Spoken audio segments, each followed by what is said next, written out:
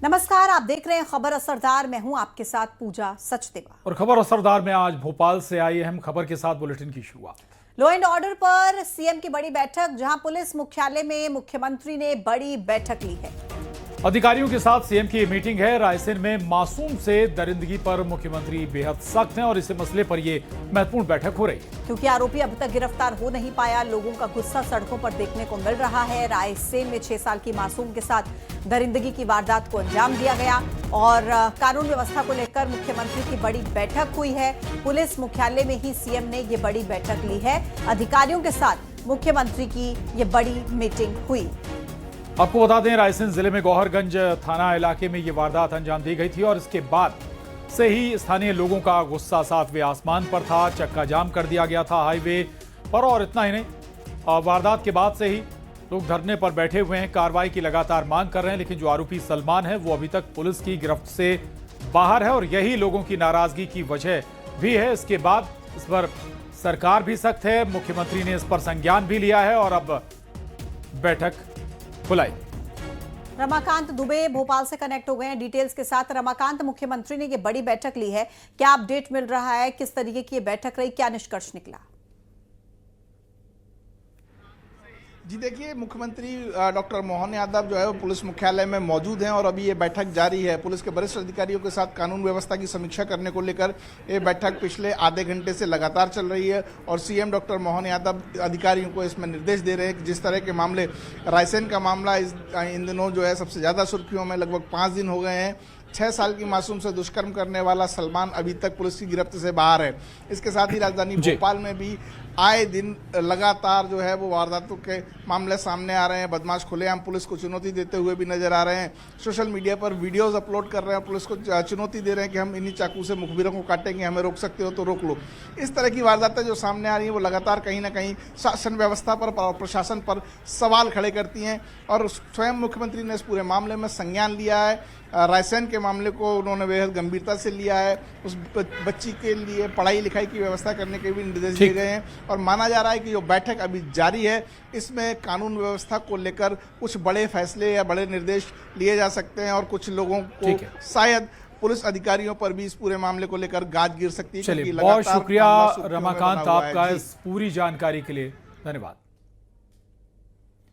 आगे बढ़ेंगे और अयोध्या में राम मंदिर में धर्म ध्वजा फहराने की ये तस्वीर सिर्फ आज की नहीं, आज के भारत की नहीं, बल्कि पिछले 497 सालों के संघर्ष, सांस्कृतिक चेतना और देश की परंपरा पुनर्जागरण की सबसे बड़ी तस्वीर है। ये वही धर्म ध्वजा है जिसके लिए पिछले 500 सालों में लाखों राम भक्तों ने बलिदान दिया, हजारों कार सेवकों ने अपने प्राण अर्पित किए। कोठारी बंधुओं ने अपने जीवन की आहुति दी। यानी एक आजादी वो थी जो 1947 में अंग्रेजों के 190 साल के शासन के बाद भारत को मिली, और एक आजादी ये जो बाबरी मानसिकता से 497 साल की लड़ाई के बाद मिली है। ये भारत की सांस्कृतिक आजादी, आध्यात्मिक आजादी है। देखिए रिपोर्ट।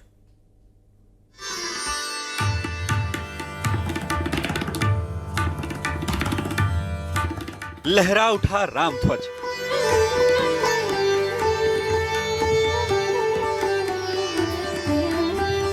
संपूर्ण हुआ राम मंदिर,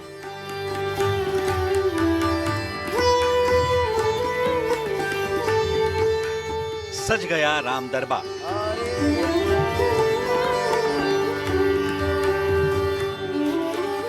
पीएम ने पहली बार की राम दरबार में पूजा।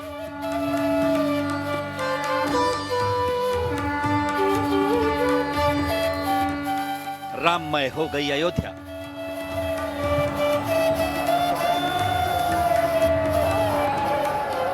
ये पल दिव्य है, ये पल अद्भुत है, ये पल अलौकिक है। मंत्रोच्चार के बीच प्रधानमंत्री ने जैसे ही राम मंदिर के शिखर पर राम ध्वज फहराया, राम मंदिर संपूर्ण हो गया। वो सपना पूरा हो गया जो सैकड़ों संतों और राम भक्तों ने कई सालों तक देखा था।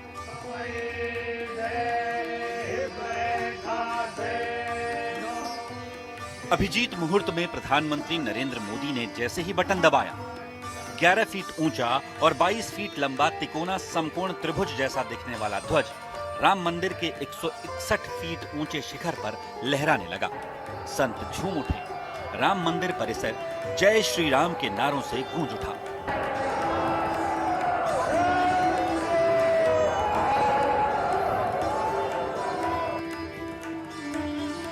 पीएम ने जैसे ही ध्वजारोहण के लिए बटन दबाया, ध्वज शिखर की ओर बढ़ गया।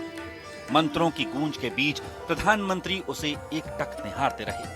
वो तब तक ध्वज को देखते रहे जब तक राम ध्वज शिखर पर लहरा नहीं उठा। और जैसे ही वो पल आया, प्रधानमंत्री ने हाथ जोड़कर, सिर झुकाकर इस कभी न भूलने वाले पल को प्रणाम किया। उनके चेहरे की खुशी ये बताने के लिए काफी थी कि ये क्षण कितना महत्वपूर्ण है। धर्मध्वज फहराने से पहले वैदिक मंत्रोच्चार के बीच व्यापक पूजन अर्चन संपन्न हुआ। यज्ञ कुंडों से उठती आहुतियों की सुगंध और नगाड़ों की गूंज ने समारोह को भव्यता प्रदान की। राम मंदिर के शिखर पर लहराते इस ध्वज को 6 कलाकारों ने 25 दिन में बनाया है। ध्वज पर कोविदार वृक्ष, सूर्य और ओम अंकित है। ध्वज का रंग अग्नि की ज्वाला, उगता हुआ सूर्य त्याग और भगवा समर्पण का प्रतीक है। राम मंदिर से करीब 4 किलोमीटर दूर से ही दिखने वाला यह ध्वज भयानक तूफान में भी सुरक्षित रहेगा। हवा बदलने पर बिना उलझे पलट जाएगा। इसके दंड पर 21 किलो सोना मढ़ा गया है।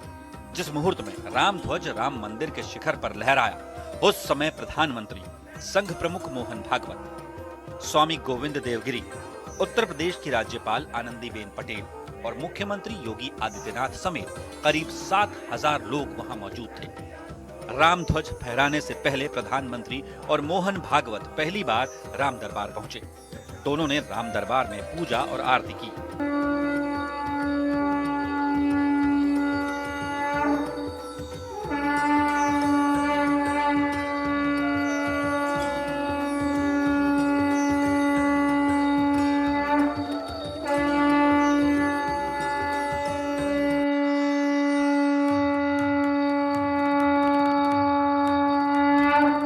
प्रधानमंत्री ने सप्तऋषियों के दर्शन भी किए। वहां महर्षि वशिष्ठ, महर्षि विश्वामित्र, महर्षि अगस्त्य, महर्षि वाल्मीकि, देवी अहिल्या का मंदिर है, जहां प्रधानमंत्री पहुंचे। इससे पहले उन्होंने भगवान शेषावतार लक्ष्मण की पूजा की और जलाशय भी देखा। पीएम मोदी ने सीएम योगी आदित्यनाथ और राज्यपाल आनंदीबेन पटेल के साथ माता अन्नपूर्णा मंदिर में भी पूजा अर्चना की। अंत में वो धर्म ध्वज लहराने पहुंचे और सालों पुराना सपना साकार हुआ। इस खास मौके पर रामलला को खास तरीके से तैयार किया गया। उन्होंने सोने और रेशम के धागों से बने पीतांबर वस्त्र धारण किए। प्रधानमंत्री ने राम मंदिर में दर्शन की शुरुआत रामलला के इस अलौकिक रूप की आरती से किया। अयोध्या के लिए ये पल, ये दिन बड़ा था। इसलिए पूरी अयोध्या नगरी को दुल्हन की तरह सजाया गया। शहर में 1000 क्विंटल फूलों के वंदन द्वार लगे। सुरक्षा भी कड़ी कर दी गई और इस कड़ी सुरक्षा के बीच प्रधानमंत्री अयोध्या पहुंचे। इसके बाद उनका रोड शो शुरू हुआ। फूलों से सजी अयोध्या नगरी में प्रधानमंत्री ने साकेत कॉलेज से राम जन्मभूमि परिसर तक करीब 1.5 किलोमीटर लंबा रोड शो किया। रोड शो के दौरान स्कूल के बच्चों ने प्रधानमंत्री पर फूलों की बारिश की। अयोध्या में रामलला की प्राण प्रतिष्ठा के 673 दिन बाद धर्मध्वज लहराया। इस क्षण ने प्रधानमंत्री को भावुक कर दिया। राम मंदिर का सपना देखने वाले संत भी भाव विभोर हो गए। पीएम ने ध्वजारोहण के बाद राष्ट्र को सनातन परंपरा की अखंडता, आस्था और सांस्कृतिक स्वाभिमान का संदेश दिया, क्योंकि हिंदू धर्म में मंदिर पर ध्वज फहराने की परंपरा बहुत ही प्राचीन और महत्वपूर्ण है। गरुड़ पुराण के अनुसार मंदिरों पर फहराया गया ध्वज देवता की उपस्थिति का प्रतीक है। राम मंदिर पर लहराता यह ध्वज भी उसी का प्रतीक है। साथ ही इस बात का भी प्रतीक है कि त्रेता का उत्सव राघव के जन्म का था और कलयुग का ये समारोह उस मंदिर निर्माण के पूर्ण होने की घोषणा है।